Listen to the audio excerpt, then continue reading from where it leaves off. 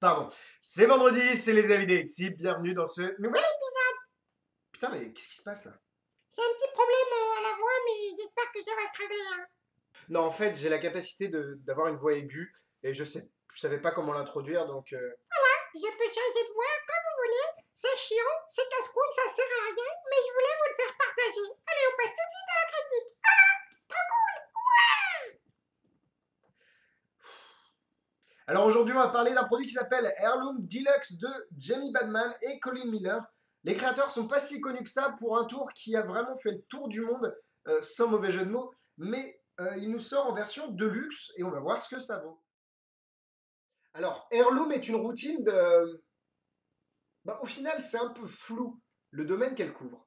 Entre mentalisme et toute l'atmosphère qu'une bonne présentation que ce tour pourra amener, même si je j'aime pas trop le mot tour au final. Ouais, mais tu l'utilises un peu dans toutes tes vidéos. C'est vrai, mais je trouve que ça fait quand même un tout petit peu réducteur par rapport au produit d'ensemble.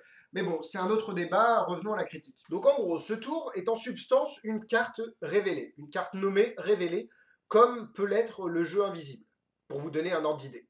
Tout en gardant à l'esprit que cette comparaison est aussi vide de sens que si je vous disais le mentalisme, c'est révéler ce que la personne a écrit sur un bout de papier. Oui, c'est le but final, mais après, il y a tout l'enrobage qui vient autour et qui fait que ça a un impact décuplé sur le spectateur. Heirloom est au prix de 40 € sur Big Magie. Alors, plus ou moins surpris par la qualité du tout, c'est vraiment très très bon. Il y a juste des accessoires qui vont faire un peu tâche dans l'histoire, mais je vais vous en reparler tout de suite après. Les lettres, par exemple, qui en plus d'être écrites en anglais, ne font pas vieilles du tout ni authentiques. C'est une feuille qui a été imprimée. Les tâches sont toutes placées à cet endroit-là parce que c'est le fichier Photoshop qu'il était. Donc voilà, qui était comme ça. Donc bon, je comprends qu'ils puissent pas non plus vieillir chaque lettre à la main, alors qu'avec un tout petit peu de temps et un minimum d'argent, une feuille de papier trempée dans du thé, vous avez un ressenti beaucoup plus original. Là, j'ai brûlé les côtés, après à vous de faire comme vous voulez. Mais voilà, la petite astuce, vous pliez une feuille de papier, vous la laissez tremper dans du thé environ une demi-heure, une heure, et vous la ressortez, vous la mettez à sécher au soleil, et vous avez cet aspect un peu jauni. Si vous voulez la salir encore un peu, vous mettez un tout petit peu de terre, vous frottez. Le but, c'est quand même d'avoir des lettres uniques et vraies, entre guillemets. Les photos ont été aussi modifiées par rapport à la première version. Elles n'ont plus ce fini glacé que toutes les photos du monde peuvent avoir. Elles sont cartonnées.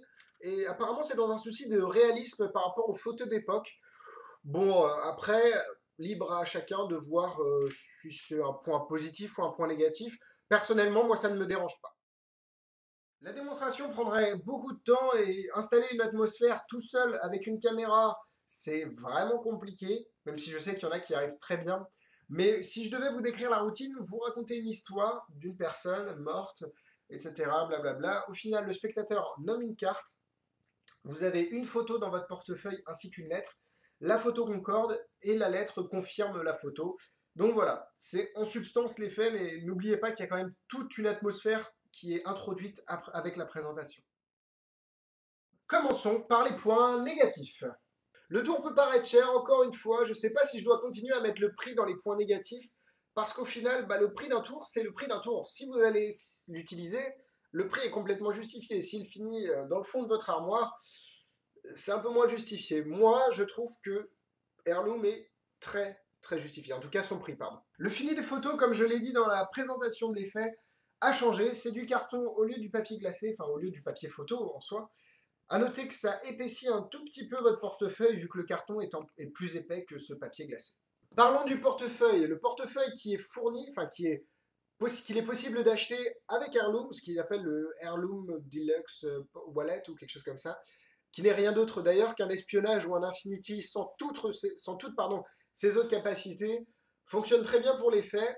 Après, est-ce qu'il y a nécessité de l'acheter? Vous pouvez faire vraiment l'effet avec plus ou moins n'importe quel portefeuille. Il y a quelques petites astuces qui sont propres au Heirloom Wallet qui ne sont, je pense, pas dans les portefeuilles du commerce, mais c'est tout à fait gérable. Donc voilà, à vous de choisir. Je vous conseille, si vous êtes intéressé dans le tour, d'acheter d'abord Heirloom et après de voir si vous avez vraiment besoin du portefeuille.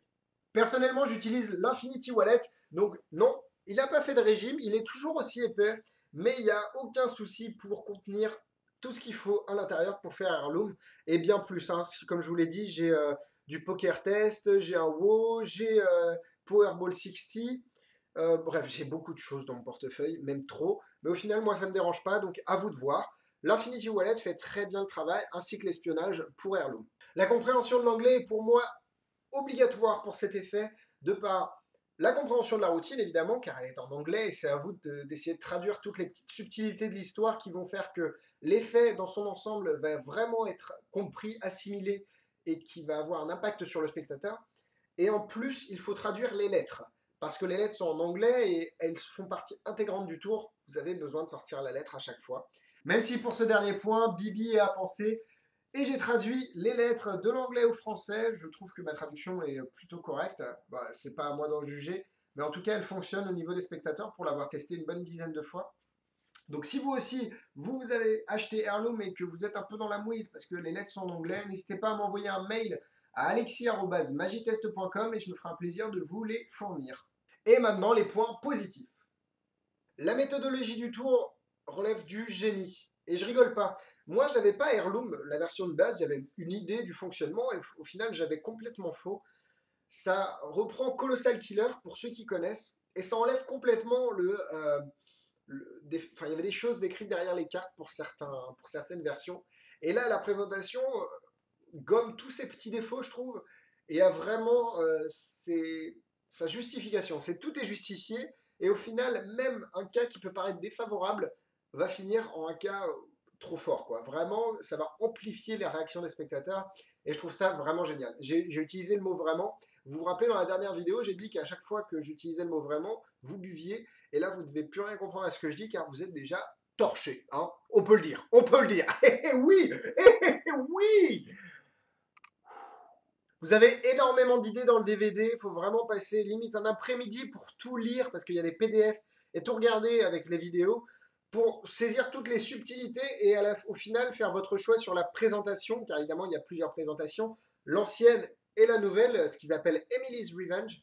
À vous de choisir. Honnêtement, pour moi, c'est excellent, il n'y a rien à dire. Je vais mettre 4 cœurs, parce que c'est quelque chose que j'ai tout le temps dans mon portefeuille, et si jamais quelqu'un me demande de faire un tour et qu'on a un tout petit peu le temps, je vais prendre vraiment le temps qu'il faut pour mettre en place l'atmosphère, la routine. Et à la fin, les gens se disent putain, mais c'est pas possible quoi. Enfin, l'histoire elle est folle et au final, il y a quand même un effet, une espèce de coïncidence. Et je vous assure que quand j'ai fait cet effet-là à un restaurant la dernière fois, les gens m'ont vraiment dit, mais il y a eu limite pas de réaction parce que les gens étaient waouh quoi. L'histoire leur a paru tellement vraie qu'au final, ils savaient plus si c'était de la magie ou quelque chose d'autre. Et ça, c'était assez bizarre, assez jouissif aussi pour moi, parce qu'évidemment, c'est que du pipeau, mais ça, les spectateurs ne le savent pas. Donc, il y a vraiment moyen de faire quelque chose de cette routine. Aucune difficulté majeure, il faut juste être très convaincant dans la mise en place de la routine, c'est ce qui va faire sa force. 2 étoiles. En produit similaire, évidemment, il y a On the Mark de Mark Elsdon, critiqué par Michael de Magitest. Je vous invite à lire sa critique. Il avait vraiment aimé l'effet, et je peux le comprendre. Après, c'est propre. Il faut savoir, si vous voulez révéler des cartes à jouer, parfait. Si vous voulez euh, quelque chose d'un peu plus différent, bah, allez voir Heirloom. À noter qu'il n'y a aucune équivoque avec Heirloom par rapport aux autres versions. Évidemment, je ne pourrais pas faire cette critique sans parler de Colossal Killer. D'ailleurs, j'en ai parlé avant, mais c'est vraiment ce qui a lancé la routine d'Heirloom. D'ailleurs, les créateurs le citent. Donc voilà, Colossal Killer, qui est aussi une très bonne routine. Comme je l'ai dit, c'est les goûts et les couleurs. Chacun fait comme il veut. Mais c'est vrai qu'il y a un certain argument qui est avancé par les créateurs. Pourquoi une carte? Parce que quand vous allez sortir la carte du portefeuille, à moins que votre présentation ait été béton, et je sais qu'il y a un ami à moi qui a une présentation qui élimine complètement cette supposition dans l'esprit des spectateurs, Mais imaginons, quand vous sortez la carte du portefeuille, les autres spectateurs vont se dire, mais attendez, il est où? Elles sont où les 51 autres cartes?